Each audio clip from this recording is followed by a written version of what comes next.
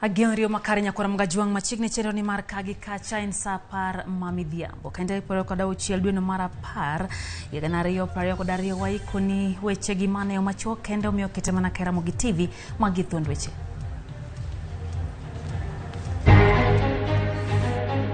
Jod bura mamalo gikone opodho Penina Malonza lemo majatend migao malimbe kata bang komiti mane piedho jotend migepe temo ng'udhe oko.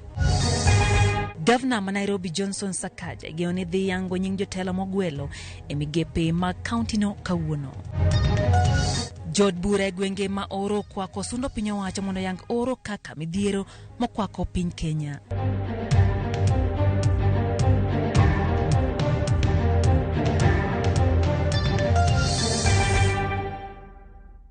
Machinya kono mgajuang bethuolo matudi kod ariadek auchiel nono ne namba marote machoka to bende wantire mbui Ramogi TV nyalo wechegi achiel kachiel e Facebook nyiswa pachi kotendo gi mago mwai koni sechegi chenro mar ka gikacha.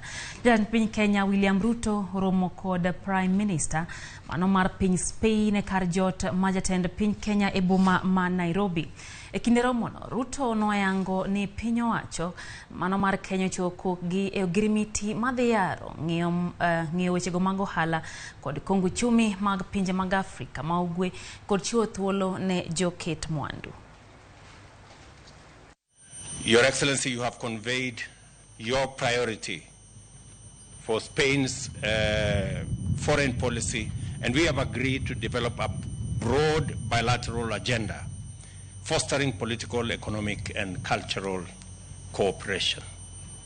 Consequently, 3 memoranda of understanding in the areas of trade, health, and education have been signed by representatives of our 2 countries.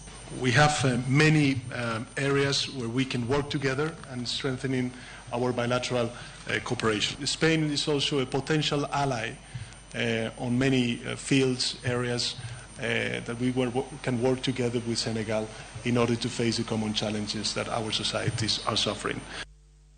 Kwa dhimbele nyakora mgajuang Governor ma County ma Nairobi Johnson Sakaja gwelo jotend migepe par mabiro konye tao piny owacho mare. Elendo mogolo kawuono Sakaja bende walo jotelo mamoko aboro mago mabiro ng'adne rieko mondo mi obed gi yote tao chenro mag county kaka dwarore. Jotend migepe ma ogwelgo ibiro piedh kod committee mar od bura ma Nairobi motelie gi Speaker Ken Ong'ondi kapok opuodhgi gi od bura. Nashukuru watu wa Nairobi kwa hii fursa ya kuongoza. Hatutawaangusha. We are going to deliver. Things will not change in a day or 2 days. You cannot boil the ocean. But we are going to work every single day to improve the life of the people of Nairobi City County. I would love to urge Nairobians, professionals, our young people who are out there. The applications for chief officers are still open until the 28th. Join us in this duty of serving the people. Please apply on our portal. The Public Service Board is going to go through the names because we must build a team that can truly deliver to the people of Nairobi. So Ramogi nyalo paro ka kweth manoka e committee mane daodho jotend migepe manowal no ng'udho oko Penina Malonza kachiel gi kweth manok gi kweth mathoth. Kata kamano jod bura mamalo kawuono puodho Penina Malonza kaka jatend migao malimbe mago mag le kod bunge kod kido gi timbe. Leo manogwele gi jatend piny Kenya William Ruto mabang twaka pedhi e od bura kaluwore kod report mar committee mano e piedho jotelo mane jatend piny ogwelo kaka jotend migepe manyo ng'udho Malonza oko. Bang twak speaker mar od bura mamalo Moses Wetangula no opinyo jod bura ka bende gi puodho Malonza kendo jod bura no duoko gi dula achiel ni gi mondo Malonza obed jatend migao manowal. Puotho mar Malonza nyiso ni jotelo duto manowal kaka jotend migepe koro puodhi kendo girito mana chawo momo mar chako tich ayanga. Honorable members, I beg to propose the question that pursuant to the provisions of Article 152(2) of the Constitution and Sections 3 and 8 of the Public Parliamentary Approval Act 2011, this House approves the appointment of the Honorable Penina Malonza OGW as the Cabinet Secretary for Tourism, Wildlife and Heritage. I will now put the question, which is that pursuant to the provisions of Articles 152(2) of the Constitution and Sections 3 and 8 of the Public Appointments Parliamentary Approval Act 2011, this House approves the appointment of the Honorable Penina Malonza OGW as the Cabinet Secretary for Tourism, Wildlife and Heritage. Will as many as of that opinion say aye? Aye. Will those of the contrary opinion say nay? The ayes have it. Kawadhi mbele nyakoramga juang doho chiwo thuolo ne kidieny ma ochung'ne weche maiye migawo mar obila ayeyu mondo nona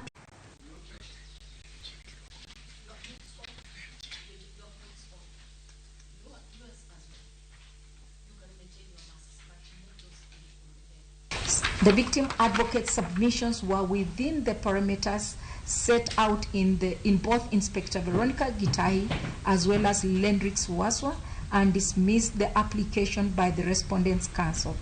Finally, the Respondents' advocates have sought some days to file a replying affidavit. That application is not opposed. The respondents are therefore granted 2 days to file their response. This matter shall be heard on 28th, Friday at 9 a.m. The court has dismissed that application and said the internal police unit has power to investigate. After investigation, it will give the report to the Inspector General, and the Inspector General will forward that report if there is any criminal culpability to the DPP before our clients are charged.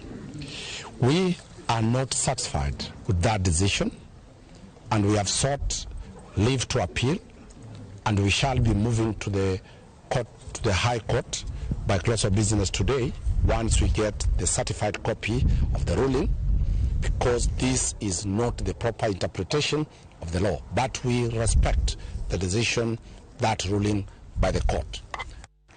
Ramogi okwang'io mag motendre kod oro mabende koro okwako thoth gwenge ma pacho ka jotelo mawuok e gwenge ma oro kwaka ahinya koro dwaro mondo jatend piny Kenya William Ruto oyang oro kaka midhiero maduong' e pacho ka.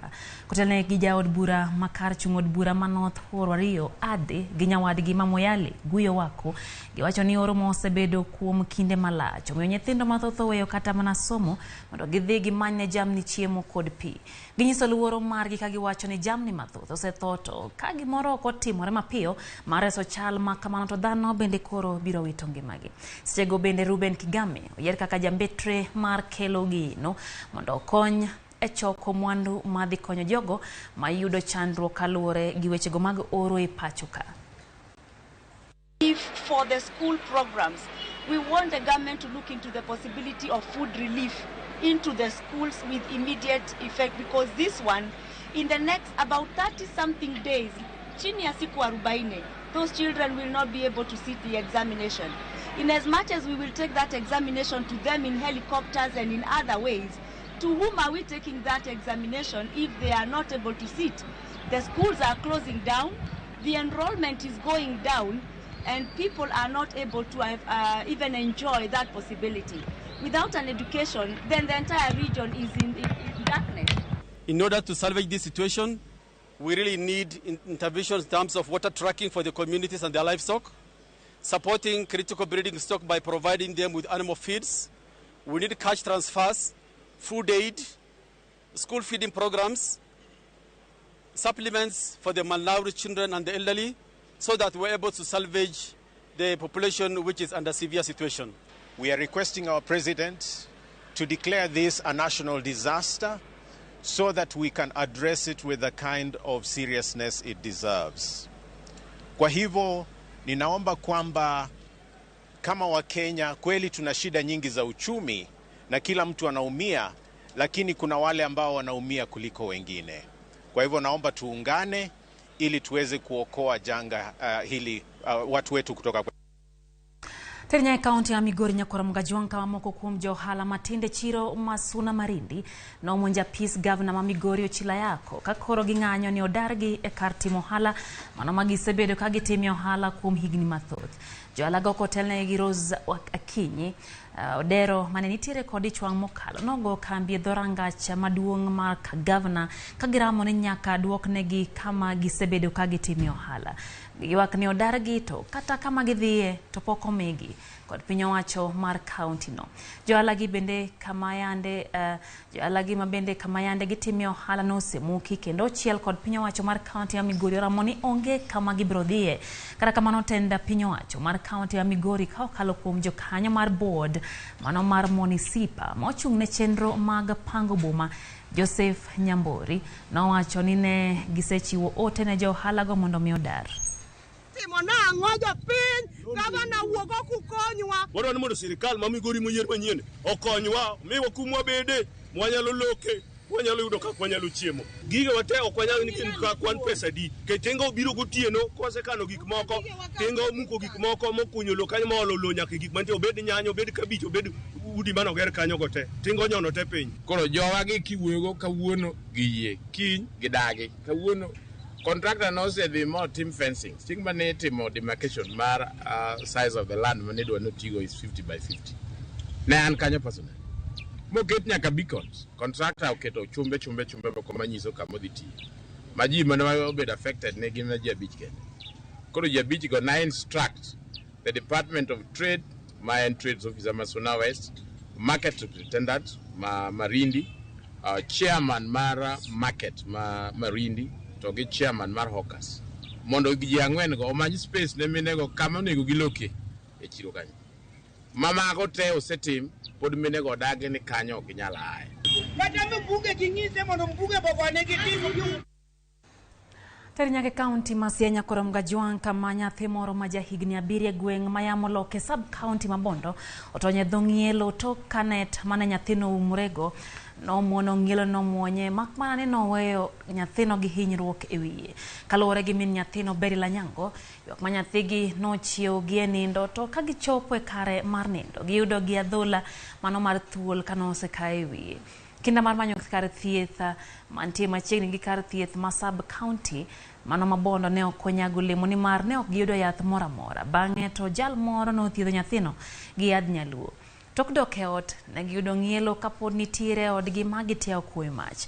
Gichwalo kone gavana ma county ma Siaya James Orengo nona ni yedhe yudre mayot e kuonde thieth. Nyoro kanyakala dhi nam tayudo ka wuon odni ma en owadwa ne ng'ielo donje ode motemo chamo nyathine manyako. Koro en ka ng'ielo nodonje ot ka nyathi go koko to weni thuole modonjo ne ot. Koro kawo nyathi ng'wech otero Bondo hospital, otere Siaya, jogo te onyise ni onge yath manyalo nego kwiri mar thuol. Koro duogo kendo gi nyathi chien moyudo mama moro ma tiyo gi yien mag nyaluogi mosaro ne nyathi oketo ne yath. As koro ochako kawo nyathi kendo tero nango mondo omiye yath ma kweyo rem gi tetanus ma nochuo nyathi tetanus to miye painkillers moko. Batan gima akwayo sirikal okelnwa yath e osiptal kech nyoro nan gi chandruok malich ma kadhi koni nyathonge kadhi koni yathonge. Ora nyoro ne an gi lit e chunya kabisa. Kaparo kaka dwe ka dwe achulo NHIF card to osiptal adhi to yathonge. Onge mar adier. Koro aparo ni to NHIF card machulo ni gara bro konya nang'o. Ka sechege monego be no konya to onge kaka dang' okonya. Ramogi kanye makelo giko mar chenro mar kagi kacha kana wuok sabiro na nyiso na wewe lwet jo mbak ndalo ne thumo gore kendo mana sani bende wach kapuoyo thum kaliech aneno ka DJ Vic saikoreo maka DJ Vic pange nango. Erokamano Lydia Okeo moko kapok wadhi e wach ngoma wake ingeni dawo osebedo ka penja ni tapenji Ramogi TV ni un malo manade ni ingeni ni tiale loga thap kito kendo kaneno news ka eto thap ki makeloge weche manyien sana oseka muda nyathiwa mondo mi convince dawa ni masomo news no ken thap ki but anyway kawuono ni e studio kae ingeni kaluo kae Lydia Okeo wanti kod mbili ya bel DJ Vic kapok idhi medani nyinge Dani no nyinginga ilongo ni Dosila Jalanga Daniel zero ka umo, zero ka bana. Asante sana. Kaluka antiko mbili ya Bella. Amedoga wachine jini Ramogi TV kae ngomo wake kae ma superstars ma ukaluka kae uogie. Omiyo kawuono ni studio kae aiko ni tua kod thuma kawuoko mnyadendi shiko Kisumu. Nyadendi ni gimomiyo nyako bie ngomo wake nikech duonde en very unique, top notch. Mae duol monego beni wawinjo kaluka especially sama chalo kama banki sekelo weche manyien kamae ena thum to gi duol machalo gi mar shiko Kisumu ni. Kora mga jong manaka kiwinjo gi iti nongo ma oseikore wuon tedo ngoma ne ka kendo oseike yo makara nyalo nyisi ni oseketo gige duto kanyachiel, oseketo masinde duto kanyachiel kendo ikore ne chenro mar ngoma wake. Koro kete mana ka Ramogi TV na johera mag ngoma ma hekamwinjo bedni intiere. Riti masane nyinga Lydia Okeyo, awe yelwet DJ Vic.